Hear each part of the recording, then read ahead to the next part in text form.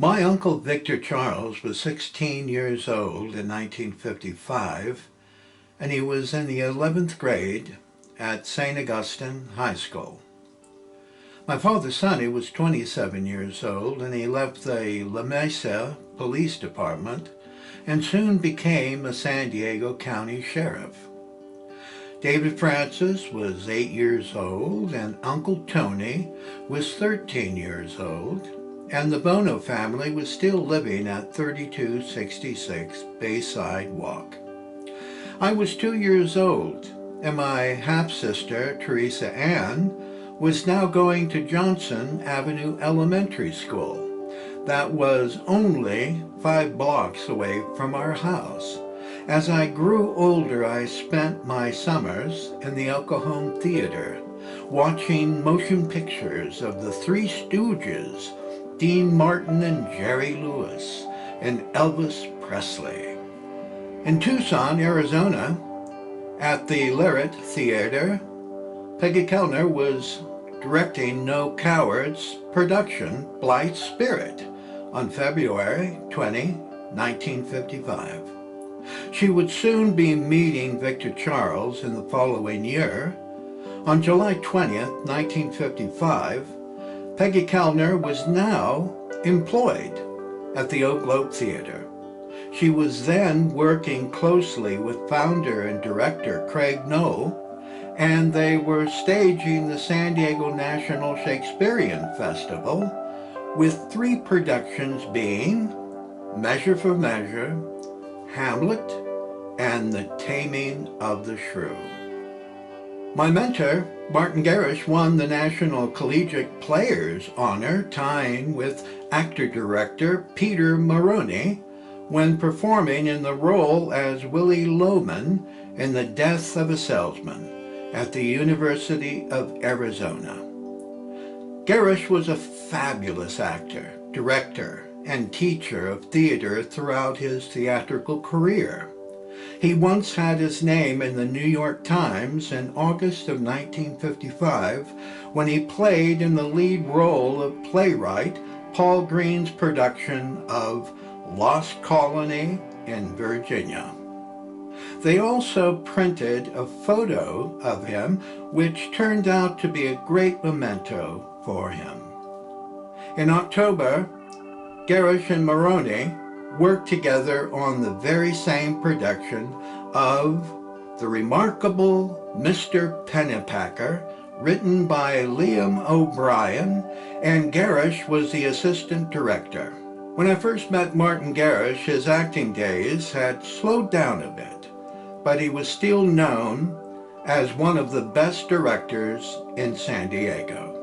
Bette Davis came back to the silver screen in 1955 in the motion picture The Virgin Queen, starring Richard Todd and Joan Collins. It was filmed by 20th Century Fox and was released on July 22, 1955. We can't ignore Joan Crawford coming out with 2 motion pictures in 1955 with Female on the Beach, starring Jeff Chandler and Jan Sterling. It was filmed by Universal Pictures, and it was released on August 19, 1955. Her second motion picture was Queen Bee, starring John Arlen and Betsy Palmer. It was filmed by Columbia Pictures, and it was released on November 7, 1955. During the early year of 1955, there were darkening clouds hanging overhead of the Buono house. Soon, it came knocking on the door at 3266 Bayside Walk. Was an alarming wake-up for my step-grandfather, Victor Francis, and his family. He was indicted for smuggling exotic birds and parrots from Mexico. It's hard to imagine what my father Sonny must have thought when going to work downtown as a San Diego County Sheriff. My father's last name is Erreca, but not Buono. That at least gave him shelter from being tagged as the stepson of Victor Francis Buono. When my two sisters, Teresa and Renee, and I were growing up in 1955, there wasn't a single word ever mentioned to us about this crushing episode with our step-grandfather, Victor Francis. I'm confident that my Grandma Mert had a few words to share with her husband, but nothing was ever spoken to us. Victor Charles was 16 years old, Tony Edwards was 13 years old, and David Francis was 8 years old when this situation came crashing down on everyone's heads. At the beginning of May in 1955, everything looked pretty good when living near South Mission Beach, and with Victor Francis owning his own bills bond business in downtown San Diego. Victor Charles was doing well at St. Augustine High School, and he was learning the art of becoming an actor. There was a new reality that kicked open the doors in late May of 1955, making everyone's lives not as comfortable as it was before. There was a barrage of newspaper clippings following the bird smuggling indictments on June 4, 1955, where 3 names were printed: Clifford Duke, Louis Glenn Ballard, and my step-grandfather, Victor Francis Buono. With my step-grandfather, Victor Francis's name in the newspapers, it must have paid a heavy toll on his son Victor Charles's emotions. This might be the reason why he didn't perform in any plays throughout 1955. I just can't imagine how difficult it must have been for Victor Charles to go to school knowing his peers might know about what his father had done.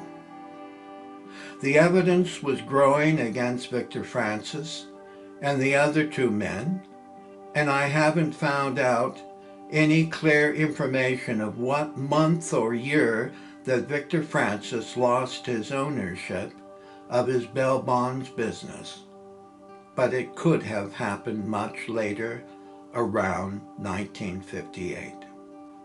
Most importantly, what was going on within the Buono family in late 1955?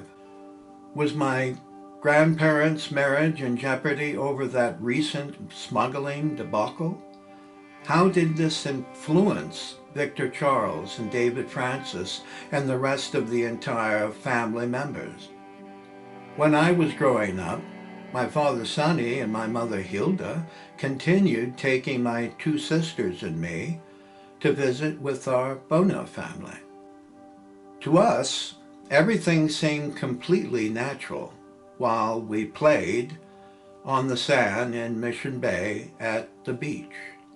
There was Granny Grunt sitting in the kitchen with Grandma Mert, and we smelled food cooking on the stove, and with Victor Charles darting in and out of the house and eventually leaving somewhere with his friends that only God knows. It was like nothing ever happened to Victor Francis, to our young ears and eyes. We just didn't know what happened to the Buono house then.